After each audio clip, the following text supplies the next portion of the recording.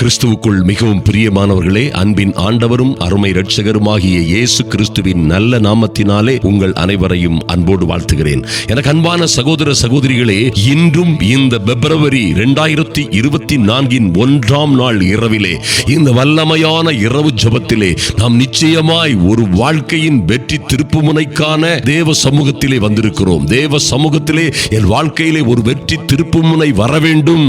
இந்த முறை, இந்த நாள், இந்த மாதத்தின் தொடக்கத்திலேயே என்னுடைய வாழ்க்கையிலே ஒரு வெற்றி திருப்புமுனை, ஒரு மாற்றம், ஒரு பிரேக் த்ரூ வர வேண்டும் என்ற வைராக்கியத்தோடு வந்திருக்கிற நீங்கள், நிச்சயமாய் தாகத்தோடும் விருப்பத்தோடும் வேண்டுதலோடும் விண்ணப்பத்தோடும் வந்திருக்கிற நீங்கள் நிச்சயமாய் அதை பெற்றுக் கொள்ளுவீர்கள் என்பதிலே எந்த மாற்றமும் இல்லை.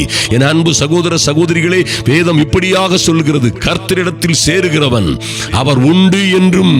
ஹல்லேலூயா!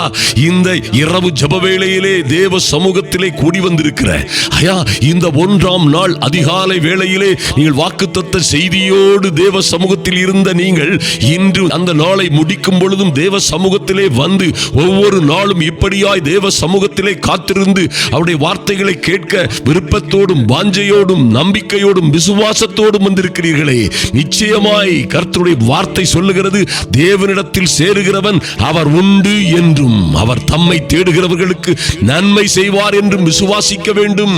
விசுவாசம் இல்லாமல் தேவனுக்கு பிரியமாய் இருப்பது கூடாத காரியம். நன்றாக கவனியுங்கள் ஒரு காரியத்தை. நீங்கள் விசுவாசத்தோடு தேவ சந்நிதியிலே வந்திருக்கும் பொழுது நீங்கள் அவருக்கு பிரியமானவர்களாய் மாறிவிடுகிறீர்கள். ஹல்லேலூயா!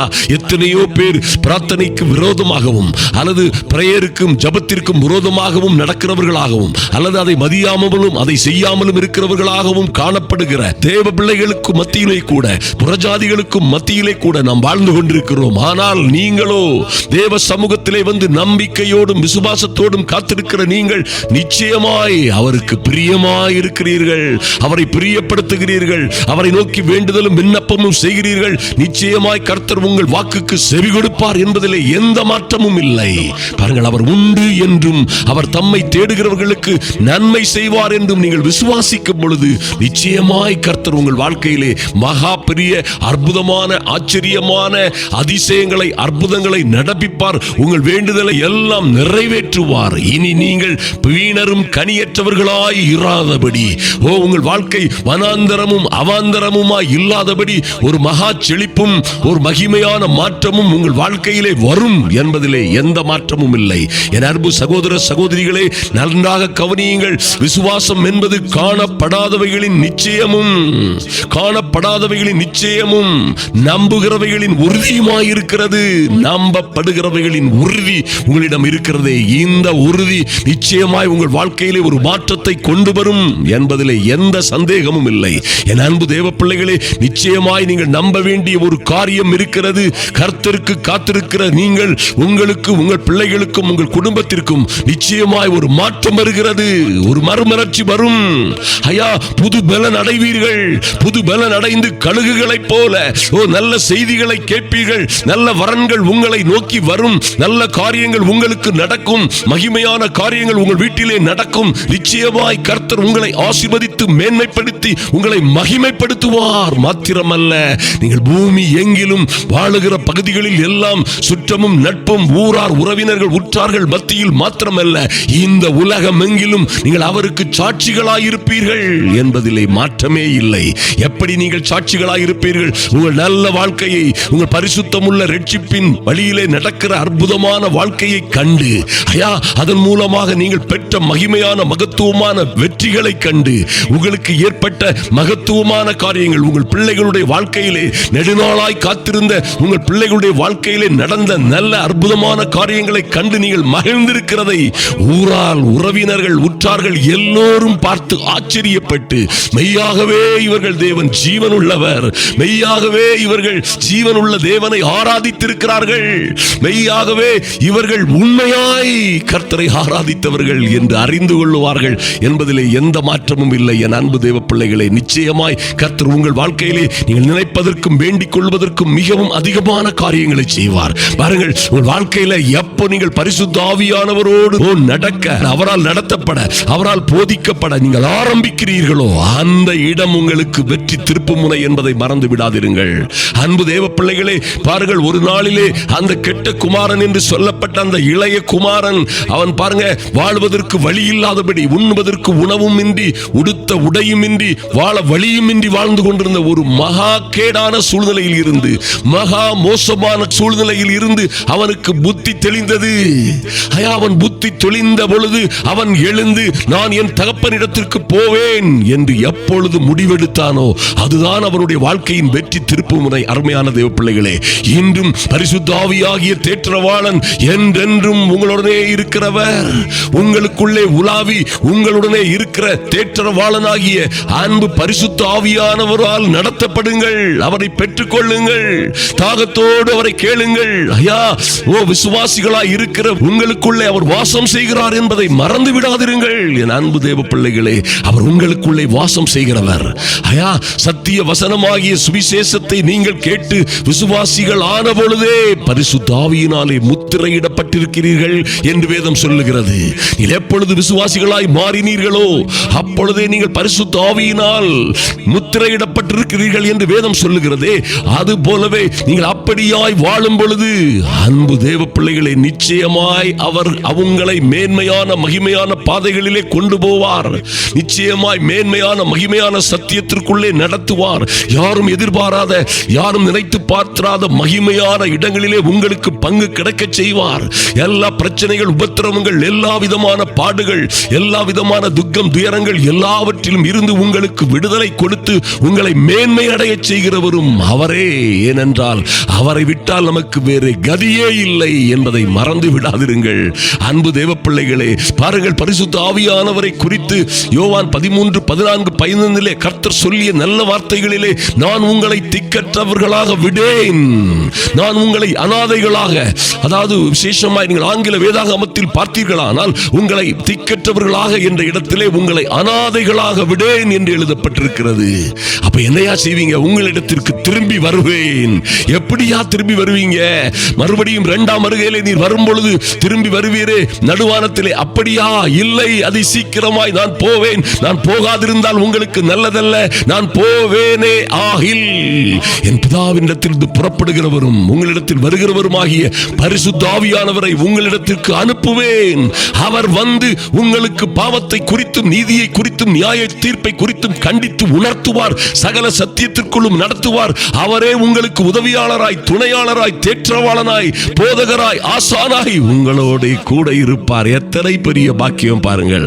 ஐயா, விலையே இல்லாமல், வாடகையே செலுத்தாமல், கூலியே செலுத்தாமல் ஒரு அற்புதமான உதவியாளர், அல்லேலூயா, ஒரு அற்புதமான துணையாளர், மைட்டி காட், ஒரு அற்புதமான தேற்றவாளன். யாருமே என்னை தேற்றவில்லை, யாருமே எனக்கு உதவி செய்யவில்லை, யாருமே எனக்கு துணையாயிருக்கவில்லை என்று சொன்னாயே என் அன்பு சகோதரியே, என் அன்பு சகோதரனே, இப்படி எல்லாம் நீங்கள் புலம்பினீர்களே, இன்று இந்த பரிசுத்த ஆவியினால் நடத்தப்படுகிற மகிமையான வாழ்க்கைக்கு திரும்புங்கள்.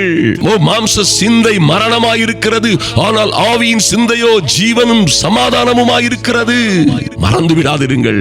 இந்த ஆவியானவரால் நடத்தப்படும் பொழுதுதான் உங்கள் வாழ்க்கையிலே உங்களுக்கு ஏற்பட்ட அல்லது வரப்போகிற எல்லாம் உங்களுக்கு சகலமும் நன்மைக்கு ஏதுவாகவே நடக்கும் என்பதை ரோமர் 8 அற்புதமாக பவுலடியார் விளக்கி இருக்கிறார். ஆதலினால் எதை குறித்தும் கவலைப்படாதிருங்கள். என் அன்பு சகோதர சகோதரிகளே, நிச்சயமாய் இந்த பரிசுத்த ஆவியானவர் உங்களை நீங்கள் இருக்கிற இடங்களிலிருந்து உங்களை விடுவித்து மேன்மைப்படுத்தி மகிமைப்படுத்தி உயர உயர பறக்க செய்வார். நீங்கள் வாழ்ந்து சிறந்திருப்பீர்கள். நீங்கள் ஒரு நாளும் தோற்று போக மாட்டீர்கள். நாம் இப்பொழுது ஜெபிப்போம். எங்கள் அன்பின் பரலோக பிதாவே நன்றி செலுத்துகிறோம் சுவாமி.